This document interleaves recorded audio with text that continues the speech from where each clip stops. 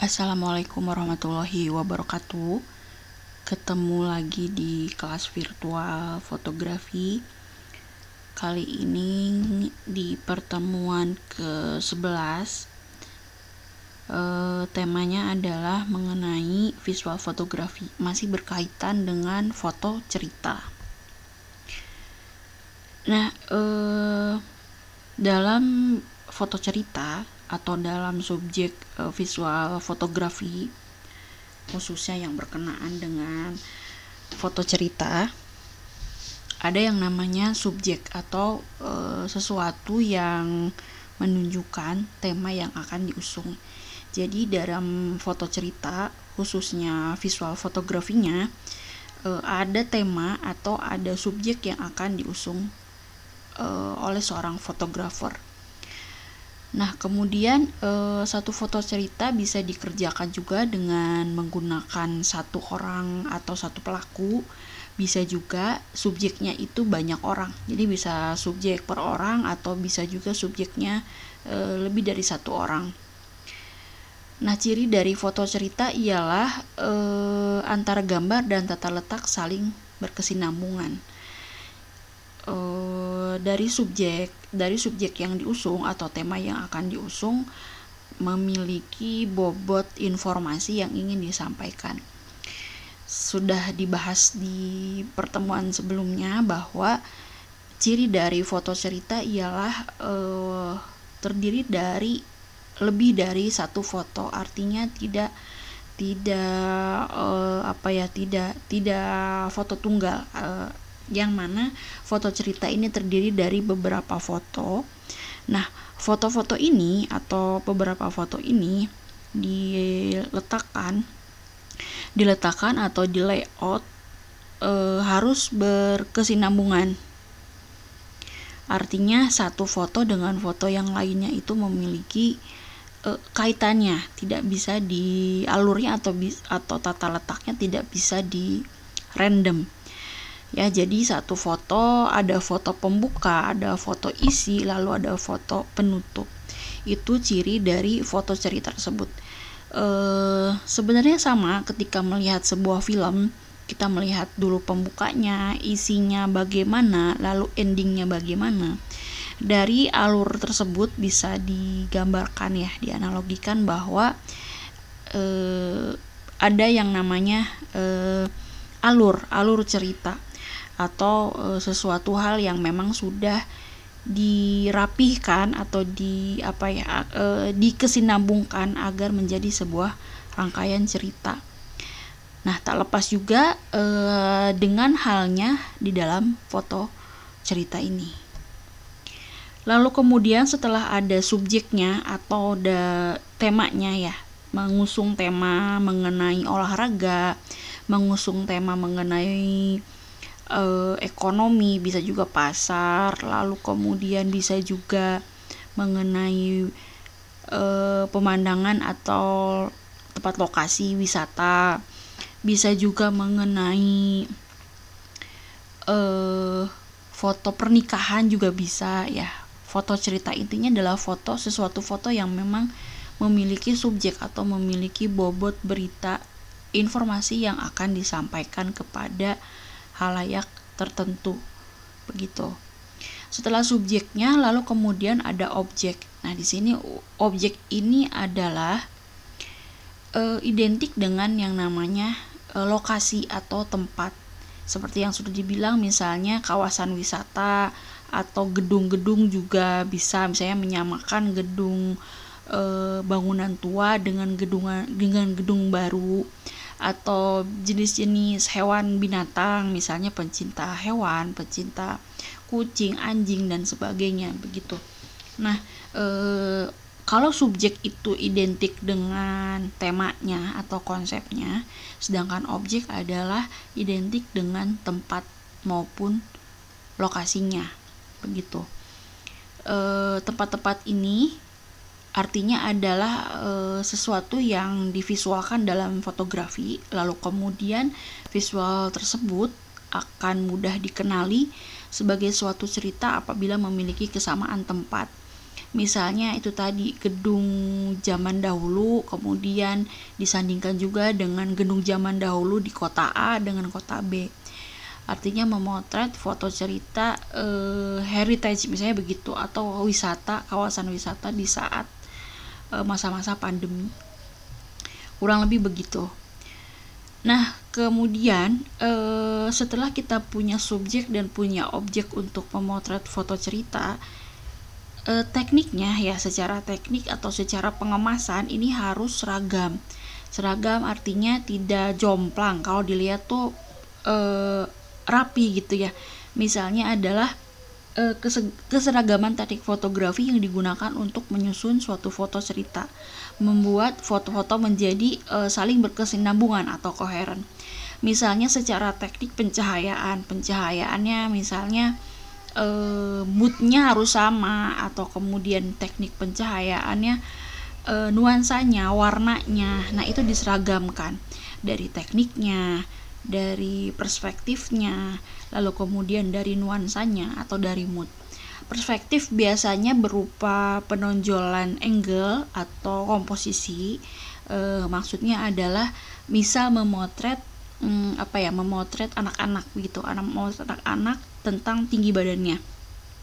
Nah, bagaimana cara menyeragamkan foto tersebut agar tidak terlihat terlihat random gitu ya, secara komposisi. Nah, bagaimana cara menyeragamkannya? Ada tipsnya, misalnya menggunakan lensa yang sama, atau misalnya menggunakan varian lensa itu, atau menggunakan varian tekniknya begitu. Artinya adalah dari teknik cahaya, komposisi, perspektif itu tadi, kemudian nuansa foto, ada warnanya, itu harus diseragamkan agar sesuai dengan tema yang diusung.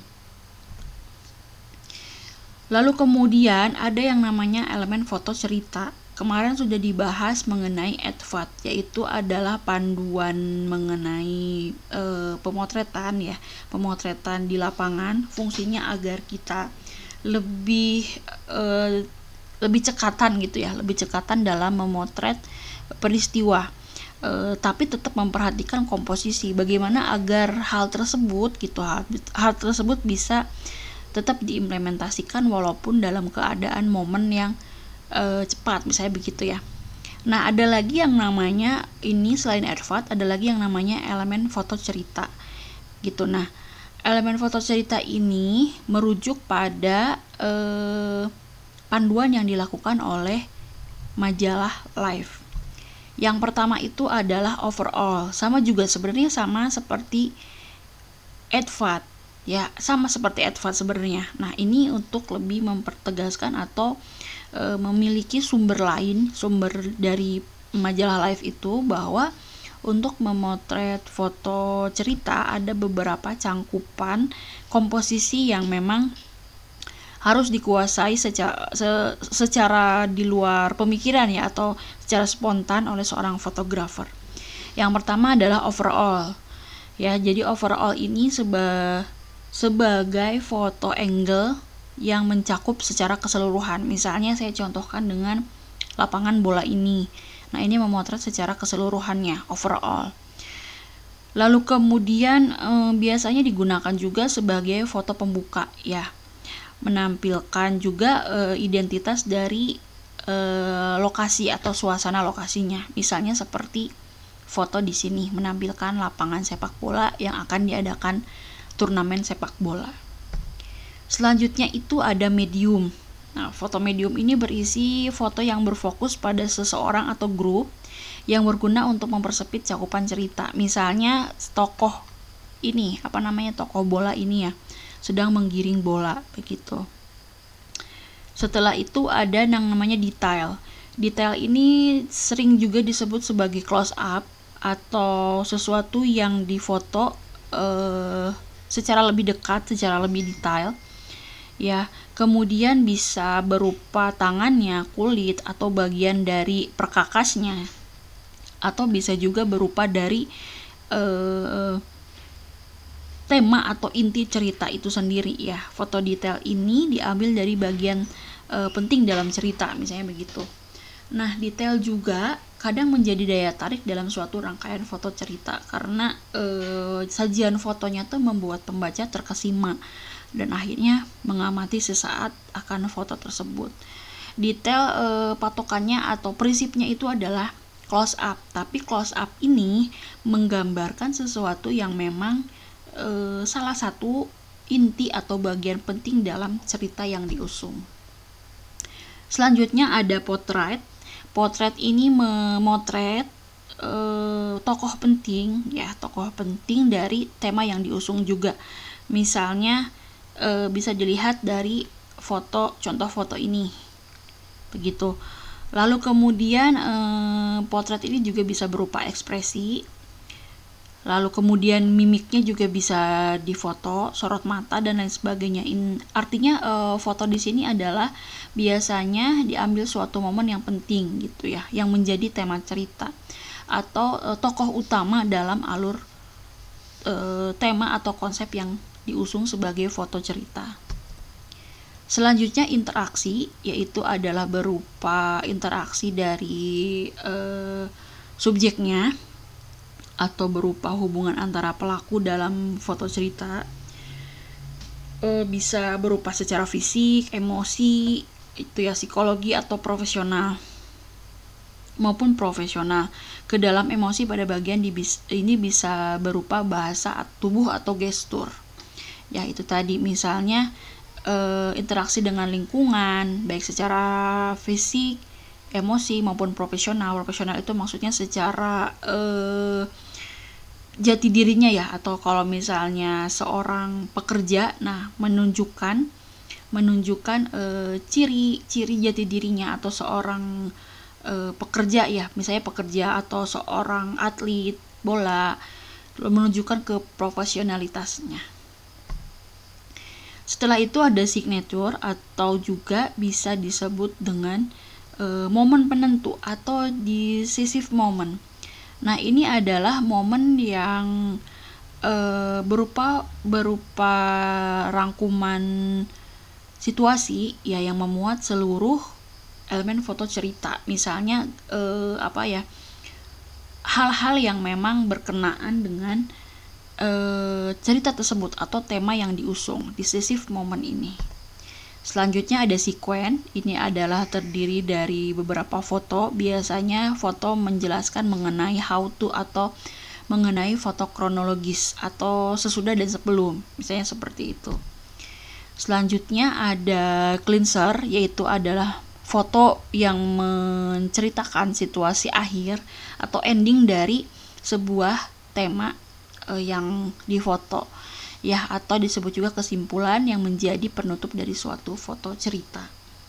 Nah, kemudian ini ada seorang fotografer juga menguraikan begitu ya, bahwa fotografer Kate Jenskin ini juga menggunakan istilah sama seperti elemen foto cerita atau sama seperti Edward itu tadi.